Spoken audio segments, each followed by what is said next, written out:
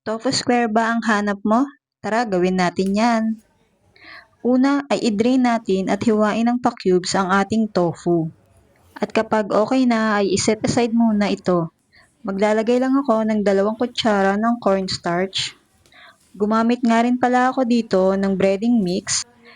Ito nga pala ang ginamit kong breading mix, ang Magnolia Golden Crunch.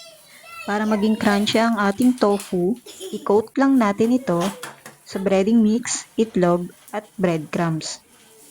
At kapag na-coat na lahat ng tofu, ay magpainit naman tayo ng mantika. At kapag mainit na ang mantika, ay iprito na ang tofu.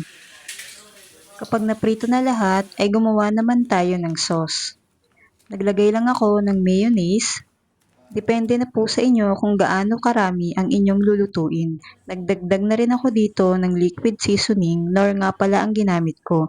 Nilagay ko na rin ang pamintang durog, 1 kutsara ng liver spread, at 1 kalamansi. Kung gusto nyo naman po ng malabnaw ang inyong sauce, ay lagyan nyo na lang ng kaunting tubig. Ngayon naman na ilalagay na natin sa ating nalutong tofu ang sauce. At ang panghuli ay maglalagay tayo ng spring onion. Maraming salamat sa inyong panonood. Sa uulitin. 감사합니다.